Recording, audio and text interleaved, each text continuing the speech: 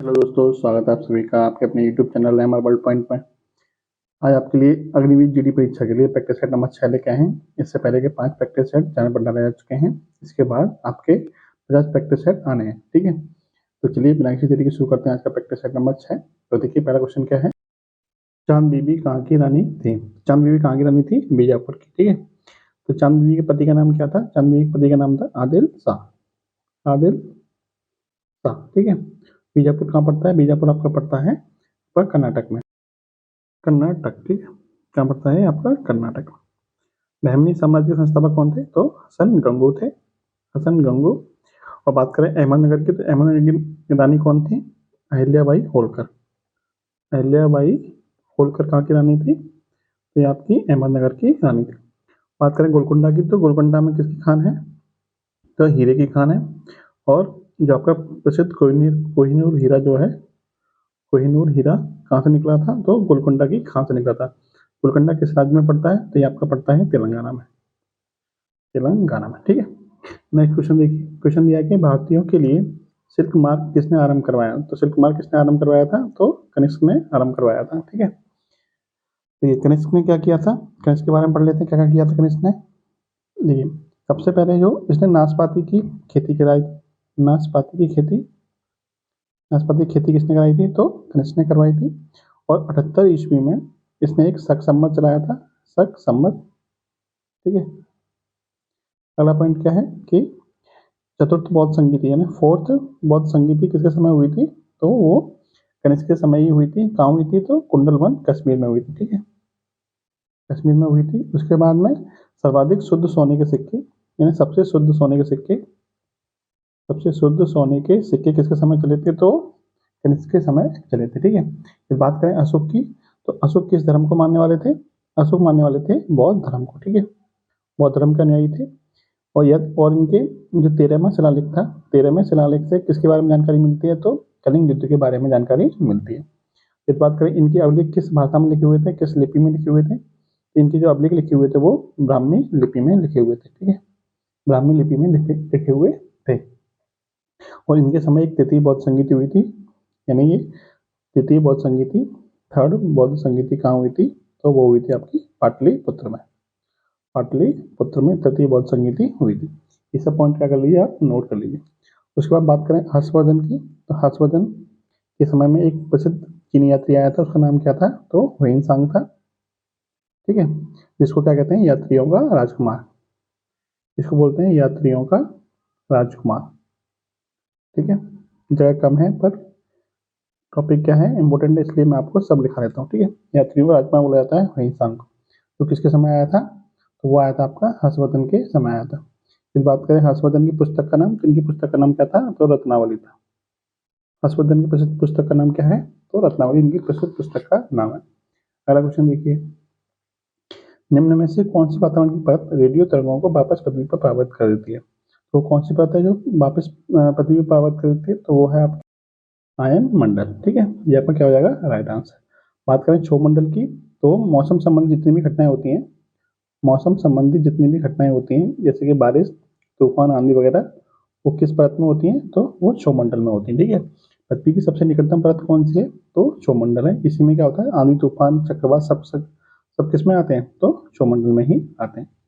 Next question देखिए, योजना आयोग के प्रथम उपाध्यक्ष कौन थे? तो योजना आयोग के जो प्रथम उपाध्यक्ष थे वो कौन थे? गुलजारी लाल नंदा थे। ठीक है, फिर बात करें पहले अध्यक्ष कौन थे? तो पहले अध्यक्ष थे आपके पंडित जवाहरलाल नेहरू। ठीक है, भारत के प्रधानमंत्री भी कौन थे? भारत के पहले प्रधानमंत्री, फर्स्ट पीएम भी कौन थे? तो वो भी आपके पंडित जवाहरलाल नेहरू थे। फिर बात करें जवाहरलाल नेहरू की, तो इनकी प्रसिद्ध पुस्तक कौन सी है?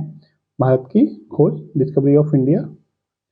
भारत की खोज। और एक और है आपकी विश्व इतिहास की झलक।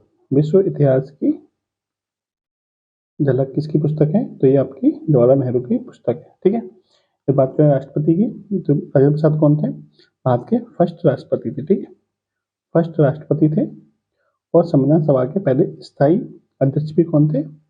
स्थायी अध्यक्ष भी कौन थे? तो ये वो यही थे। ठीक है, उसके बाद बात करें सरदार पटेल की। सरदार वल्लभ भाई पटेल भारत के पहले कौन थे? तो आपके होम मिनिस्टर थे, गृह मंत्री थे।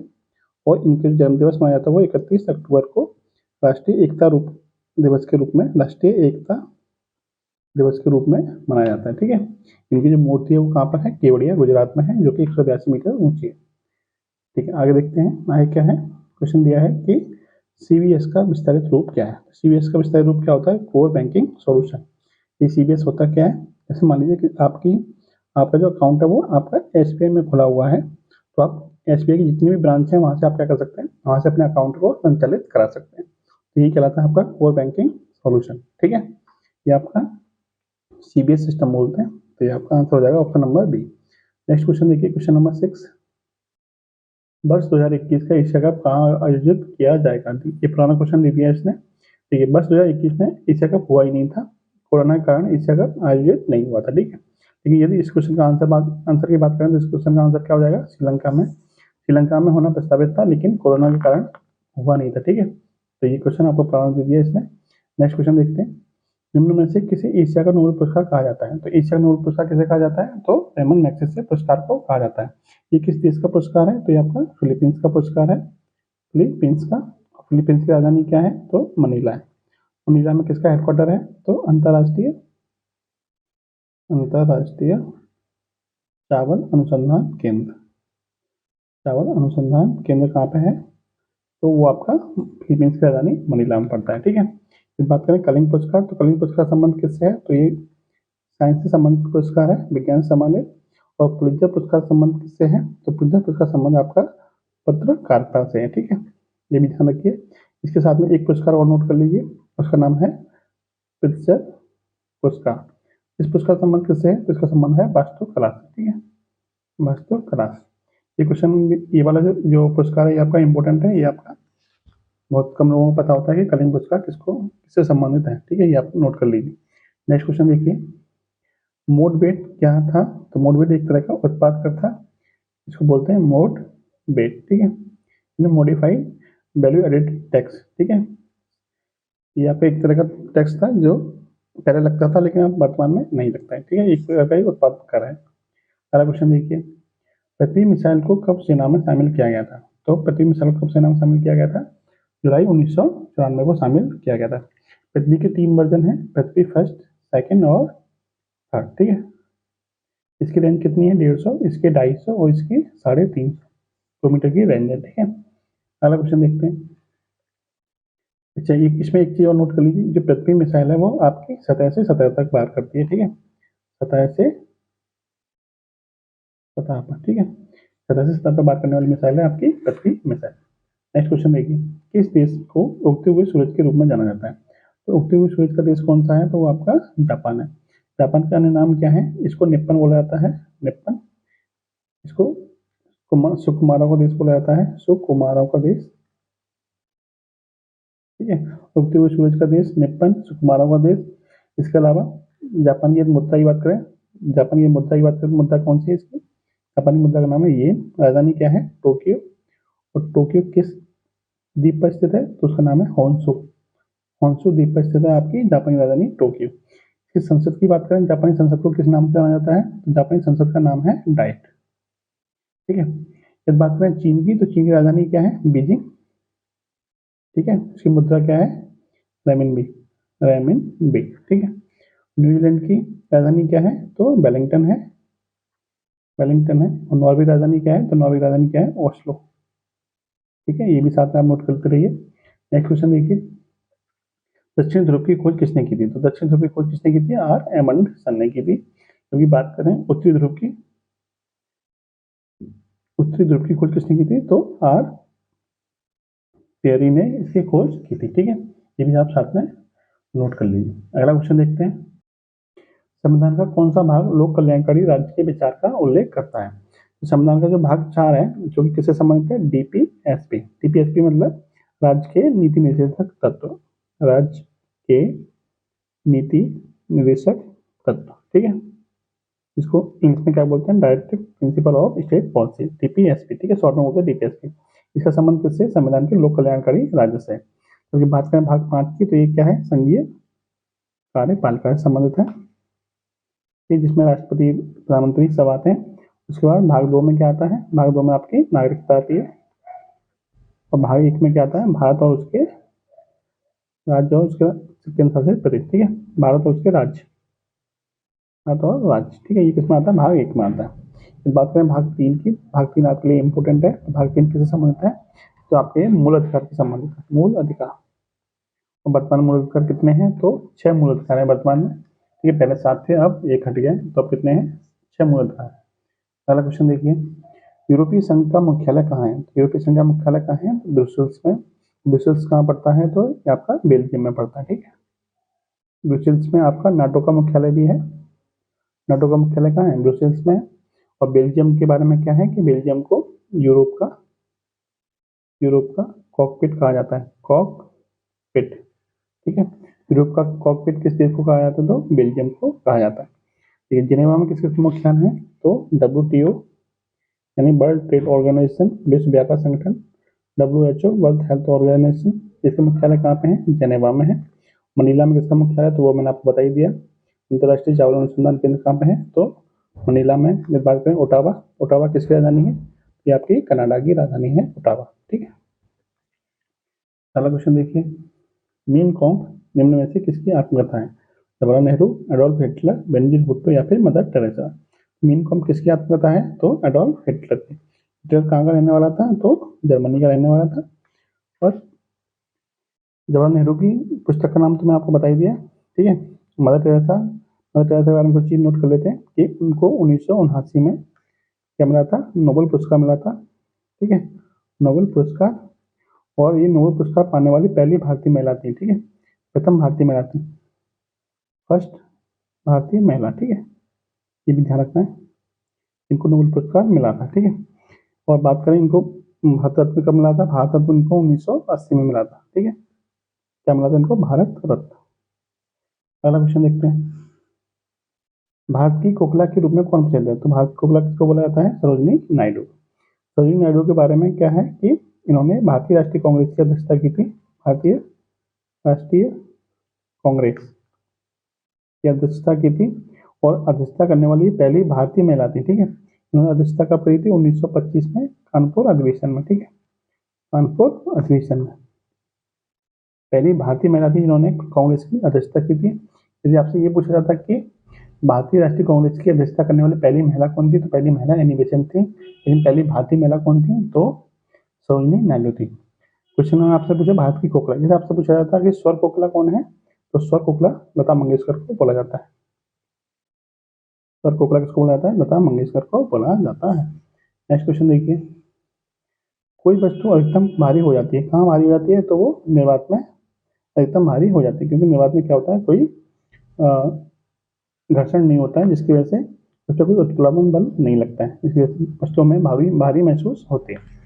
नेक्स्ट क्वेश्चन देखिए, लेंज का नियम निम्न में से किसके संरक्षण के नियम का परिणाम है? तो लेंज का नियम किसके संरक्षण के नियम का परिणाम है? तो वो ऊर्जा के संरक्षण का परिणाम है। अगला क्वेश्चन देखिए, 100 डिग्री सेंटीग्रेड तापमान का मान कितना होता है? तो 100 डिग्री सेंटीग्रेड तापमान का मान आपका केल्विन में होता है, 2373 केल्विन के बराबर होता है। आपको पता है कि 0 केल्विन आपका -273 डिग्री सेंटीग्रेड के बराबर होता है। ये आपको ध्यान रखना है, 0 डिग्री 273 के बराबर होता है, तो 100 डिग्री सेंटीग्रेड कितने बराबर होगा? तो 373 केल्विन के बराबर हो जाएगा, ठीक है। नेक्स्ट क्वेश्चन देखिए, स्वयं कणों के वास्तविक संचलन के बिना पदार्थ द्वारा ऊष्मा हस्तांतरण क्या कहलाता है? तो क्या कहलाता है? आपका विकिरण कहलाता है। देखिए, इस मान लीजिए आपकी लोहे की रॉड है, ठीक है।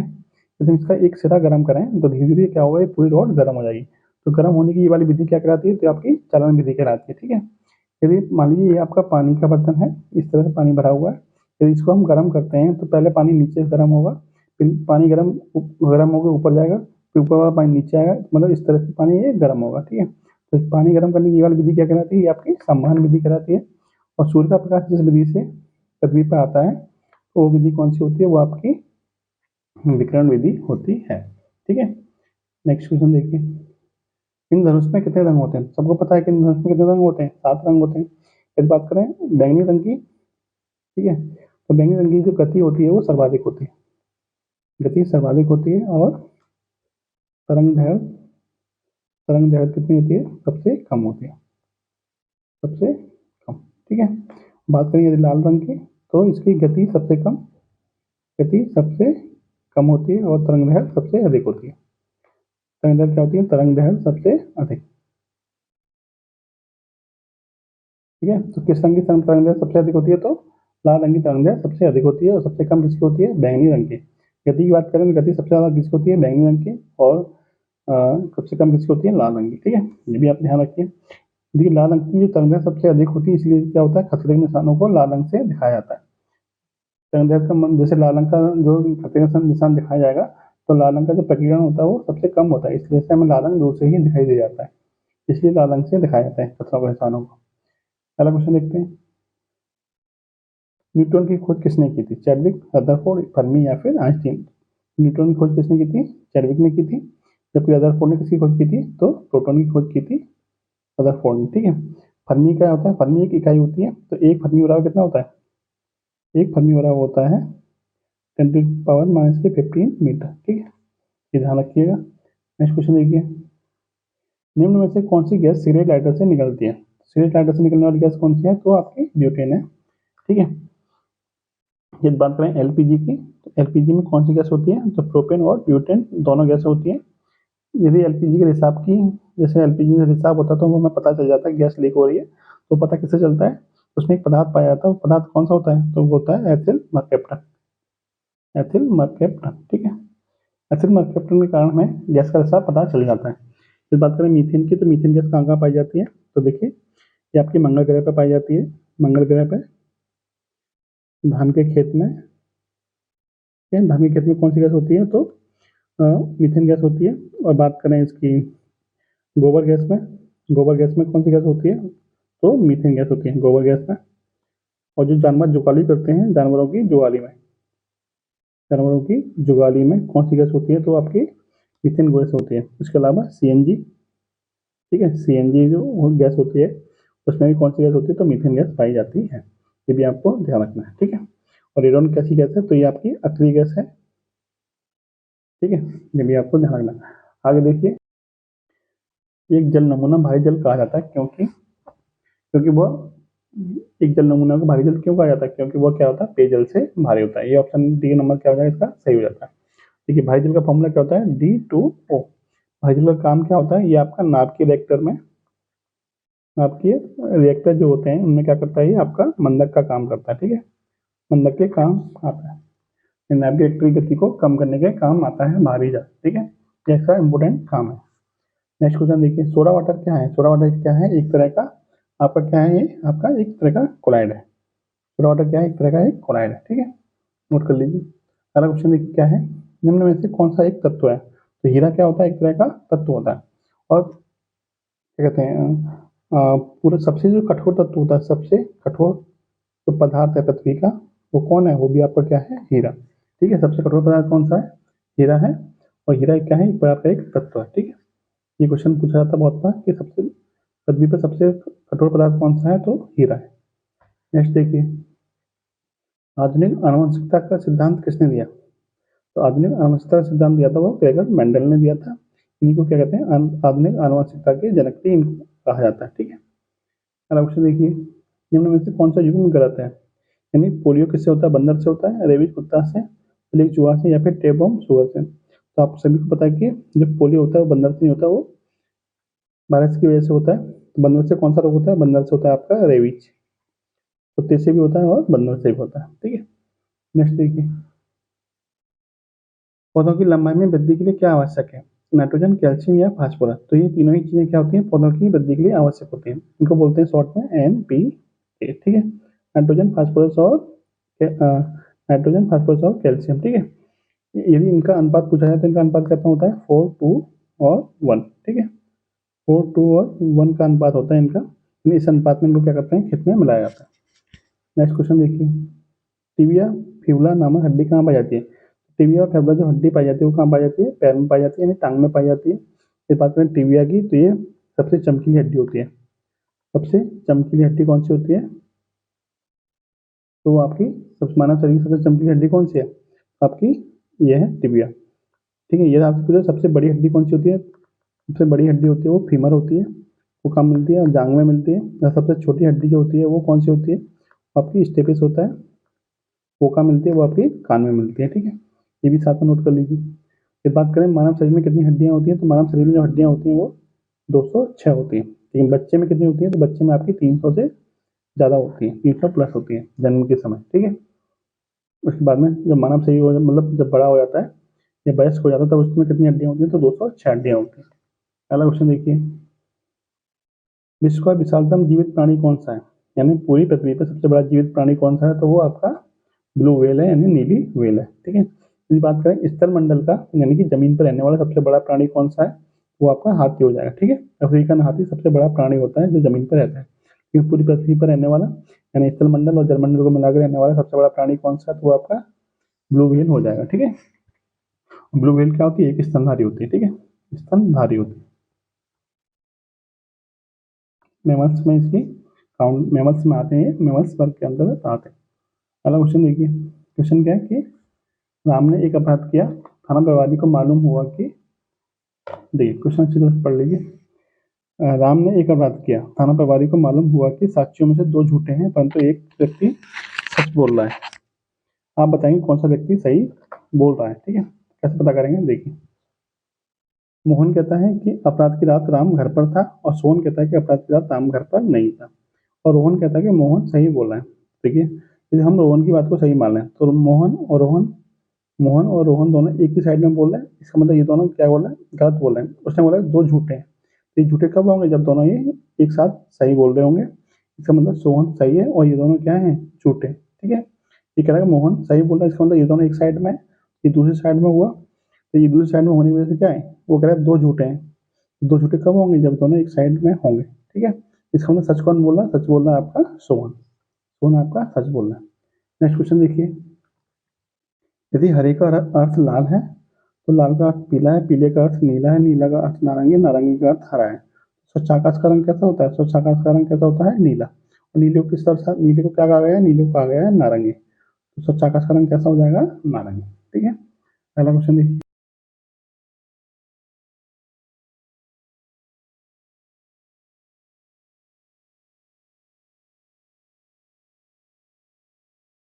ये कुछ क्वेश्चन आपके छूट गए थे, ये क्वेश्चन आपको दोबारा दिखा देता हूँ मैं आपको, देखिए, ठीक है। देखिए ये क्वेश्चन है आपका कि 0.5757 रिपीट हो रहा है, तो इसको हम लिख सकते हैं 57 के ऊपर बार। 5 बार कैसे होता है, तो जितना लिखा हुआ 57 उसको ऐसे लिख लीजिए, और कितने अंकों के ऊपर बार है, 2 अंकों के ऊपर, उतने ही 9 हम क्या कर देंगे, बटे में लिख देंगे, तो आपका क्या हो जाएगा, भिन्न रूप हो जाएगा, यानी 57/99 आपका क्या हो जाएगा, राइट आंसर। नंबर सी क्या हो जाएगा आपका, राइट आंसर। नेक्स्ट क्वेश्चन देखिए, यानी ए बट्टे बी की पावर 5 है, तो इसको हम और क्या लिख सकते हैं, तो देखिए आपने एक नियम पढ़ा हुआ, यदि ए अपॉन बी की पावर n है तो इसको हम लिख सकते हैं बी अपॉन ए की पावर माइनस के n, यानी घात क्या हो जाएगी, उल्टा करने पर ऋणात्मक हो जाएगी। ऐसे ए अपॉन बी की पावर 5 है तो इसको हम लिख सकते हैं बी अपॉन ए की पावर माइनस के 5, यानी ऑप्शन नंबर बी क्या हो जाएगा आपका राइट आंसर। नेक्स्ट क्वेश्चन देखिए, निम्न चित्र किस त्रिभुज का है, यानी ये त्रिभुज बताना है कि कौन सा त्रिभुज है। देखिए इसमें प्रत्येक कोण कितने अंश का दे रखा है, 60 अंश का, जो कि क्या है 90 से कम है, ठीक है। 90 से कम अंश है, यदि कोण का मान 90 से कम है तो वो कोण कौन सा होता है, न्यून कोण होता है। इसका मतलब ये त्रिभुज कौन सा हो गया, न्यून कोण त्रिभुज हो गया। फिर बात करें भुजाओं के आधार पर, तो इस त्रिभुज की क्या है, तीनों कोण समान है, इसका मतलब तीनों भुजाएं भी क्या होंगी, इसकी समान होंगी। ये कौन सा त्रिभुज हो जाएगा, समबाहु त्रिभुज भी हो जाएगा, ठीक है, समबाहु त्रिभुज, क्योंकि इसकी तीनों भुजाएं क्या होंगी, समान होंगी। समान क्यों होंगी, क्योंकि इसके तीनों कोण समान है, ठीक है। नेक्स्ट क्वेश्चन देखिए, एक आयत का क्षेत्रफल 396 वर्ग मीटर है, इसकी चौड़ाई 18 मीटर है, तो लंबाई कितनी होगी। देखिए आयत का क्षेत्रफल होता क्या है, आयत का क्षेत्रफल होता है लंबाई गुणा चौड़ाई, ठीक है, लंबाई गुणा चौड़ाई। लंबाई कितनी दे रखी है इसने, 18, सॉरी लंबाई तो निकालनी है, और चौड़ाई कितनी दे रखी है, 18, और क्षेत्रफल दे रखा है 396, तो 396 बराबर हो जाएगा, लंबाई हमने मान ली x, चौड़ाई कितनी दे रखी है 18, 18 से काटेंगे कितने कटेगा, 22 का, यानी x बराबर कितना आ जाएगा, x बराबर जाएगा 22, मतलब लंबाई कितनी निकल के आ जाएगी आपकी, लंबाई निकल के आ जाएगी 22 मीटर। नेक्स्ट क्वेश्चन क्या दिया है कि 1090 का मान क्या था, तो 1090 का मान जो मान होता है वो कितना होता है आपका, इन्फानाइट होता है, ठीक है। अब परिभाषित भी बोल सकते हैं इसको, इन्फानाइट भी बोल सकते हैं, ठीक है। नेक्स्ट क्वेश्चन देखिए, आपको बोला है ये इस समीकरण को सॉल्व करिए, तो देखिए सॉल्व कैसे करते हैं, बोर्डमास नियम के हिसाब से। बोर्डमास नियम क्या कहते हैं, सबसे पहले हम छोटे कोष्ठक को सॉल्व करेंगे, यानी 12 माइनस के साथ कितना आ जाएगा 5, और 18 माइनस के 3 कितना आ जाएगा 15, ठीक है। और छोटे कोष्ठक को सॉल्व करने के बाद नंबर आता है मझले कोष्ठक का। तो मझले कोष्ठक में क्या करेंगे, ये 2 बाहर है, यहाँ पे गुणा आएगा, तो 2 × 15 कितना हो जाएगा 30, यहाँ मिल जाएगा आपको 30, और 5 × 5 कितना मिल जाएगा 25। ठीक है, बीच में प्लस है तो दोनों को जोड़ देंगे, 25 + 30 कितना हो जाएगा आपका 55। राइट आंसर कितना हो जाएगा 50। नेक्स्ट क्वेश्चन देखिए, आपसे बोला कि 3, 4, 8, 9 का लघुत्तम समावर्तन यानी कि आपको एलसीएम बताना कितना होगा। तो एलसीएम क्या होता है, वो छोटी छोटी संख्या होती है जो दी गई संख्या यानी 3, 4, 8 और 9 से कट जाए। देखिए ऑप्शन चेक कर लेते हैं, 12 9 से कटेगा तो नहीं कटेगा, 24 9 से कटता है तो नहीं कटता है। देखिए अब 36 और 72, तो 36 आपको 8 से कटता है तो नहीं कटता है, एक ही ऑप्शन बचा जो कि आपका इन सबसे कट जाएगा। 72 क्या हो जाएगा आपका एलसीएम हो जाएगा। ये 3 अंकों की संख्या 24 x 9 से विभाज्य है, तो x का मान क्या होगा। देखिए 9 की भाज्यता का नियम क्या होता है, फिर की संख्या के अंकों का जोड़, अंकों का योग क्या है, यदि 9 से कट रहा है तो वो संख्या भी 9 से कटेगी। इसमें चेक कर लेते हैं, इसके अंकों का योग कितना है, 2 और 4 6, 6 + x, 6 + x क्या है 9 से कटना चाहिए क्योंकि 9 से विभाज्य है। तो x की जगह हमें ऐसा क्या रखेंगे 9 से कट जाए, तो 3 रखेंगे तो 6 और 3 9, यानी कि 9/9, यानी पूरा पूरा कट गया। मतलब x का मान कितना आ जाएगा, x का मान आ जाएगा 3। ठीक है, यदि हम 6 रखेंगे, 6 और 6 12, 12 9 से नहीं कटता है तो यहाँ आंसर नहीं हो सकता। 9 और 6 15, 15/9 यानी ये भी नहीं कटेगा। 5 और 6 11, 11/9 यानी ये भी नहीं कटेगा। एक ही ऑप्शन है जो आपका 9 से कट जाएगा। ठीक है, 9 3 रखने पर 6 और 3 9, 9/9 यानी कि पूरा पूरा कट रहा है। नेक्स्ट क्वेश्चन देखिए, एक आम विक्रेता अपने सामान को क्रय मूल्य पर ही बेचता है, परंतु किलोग्राम के स्थान पर 900 ग्राम का 900 यानी किलोग्राम के स्थान पर कितना तोलता है 900 ग्राम तोलता है, तो उसका लाभ कैसे बताइए। यानी जो आम विक्रेता है उसको देना चाहिए था 1000 ग्राम और देता कितना है वो 900 ग्राम देता है। ठीक है, इसमें जो हम लाभ की गणना करते हैं वो दुकानदार के हिसाब से करते हैं। ठीक है, ना कि अपने हिसाब से। यानी दुकानदार को देना चाहिए था 1000 ग्राम, लेकिन दिया कितना उसने 900 ग्राम दिया। इसका मतलब उसकी दुकान से गया कितना, उसका खर्चा कितना हुआ, तो 900 ग्राम का खर्चा हुआ। बचत कितनी हुई, बचत हुई आपकी 100 ग्राम की, यानी 100 ग्राम की बचत हुई उसे दुकानदार को। उसकी दुकान से गया कितना 900 ग्राम गया। ठीक है, कितने % का लाभ हुआ, गुणा कर देंगे 100 का।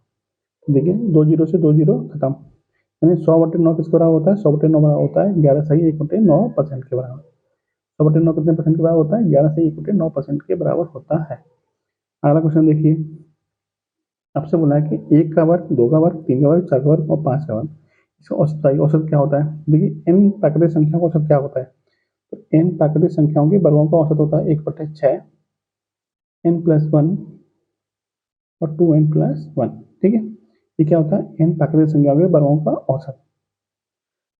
अब n की वैल्यू यहाँ पे कितनी है, n की वैल्यू यहाँ पे 5, यानी संख्या कितनी है 5, तो यहाँ रख देंगे। तो देखिए 1/6, 5 और 1 6 हो जाएगा यहाँ पे, 5 दूनी 10 और 1 11, 6 से 6 खत्म हो जाएगा, बच गया कितना 11। तो n यानी 1 से लेकर 5 तक की संख्याओं के वर्गों का जोड़ कितना हो जाएगा, तो हो जाए जब जोड़ लें 1 से लेकर 5 तक की संख्याओं के वर्गों का औसत, औसत कितना हो जाएगा 11 हो जाएगा।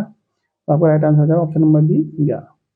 नेक्स्ट देखिए, 200 में छोटी छोटी क्या संख्या जोड़ी जाए कि योगफल पूर्ण वर्ग हो। देखिए 200 में हम 4 जोड़ देंगे, मान लेते हैं 200 में 4 जोड़ते हैं, 204 किसी का वर्ग होता है, तो नहीं होता है, हमारा आंसर नहीं होगा। 12 जोड़ेंगे 212 किसी का वर्ग होता है, तो ये भी नहीं होता है। 216 किसी का वर्ग होता है, तो ये भी नहीं होता। और 215 200 + 25 यानी 225 किसी का वर्ग होता है, तो ये होता है, किसका वर्ग होता है, तो ये 15 का वर्ग होता है। आपका राइट आंसर कितना है, ऑप्शन नंबर डी। ठीक है, नेक्स्ट क्वेश्चन देखिए, कितने प्रतिशत ब्याज की दर से कोई धन 20 वर्ष में दोगुना हो जाएगा। ठीक है, एक फॉर्मूला नोट कर लीजिए, RT बराबर n-1 इंटू 100। ठीक है, R क्या है दर है, T क्या है समय, N क्या है कितने गुना हो रहा है, और बाकी तो आपको 100 है दे ही रखा है, इसमें वैल्यू रख देते हैं। R आपसे पूछा है, T कितना दे रखा है, यानी समय कितना दे रखा है 20, बराबर N की वैल्यू कितनी है 2 गुना, यानी 2 - 1 गुणा 100। ठीक है, इसको सॉल्व करते हैं। तो देखिए 2 - 1 यानी कि 1 × 100 यानी कि 100, और ये कितना है R × 20, 20 से कटेगा आपका 5 बार, तो R बराबर कितना आ गया 5%, R बराबर 5%, यानी कि ऑप्शन नंबर बी आपका क्या हो जाएगा राइट आंसर। ठीक है, देखिए ये क्वेश्चन दिया है कि 0.4 अनुपात 1.4 अनुपात 1.4 अनुपात x, तो x का मान क्या होगा। देखिए ये क्या दे रखा है 2 अनुपात 1 अनुपात ये दे रखा है, 1 अनुपात ये दे रखा है, बीच में दे रखा है समानुपात। इन दो अनुपातों का अनुपात दे रखा है, ठीक है। तो इसको सॉल्व कैसे करते हैं, देखिए इसको सॉल्व करते हैं कि पहला बट्टे में दूसरा, यानी कि 0.4 बट्टे में 1.4 बराबर हो जाएगा दूसरा 1.4 बटे में x, ठीक है। यानी पहले का अनुपात बराबर दूसरे का अनुपात।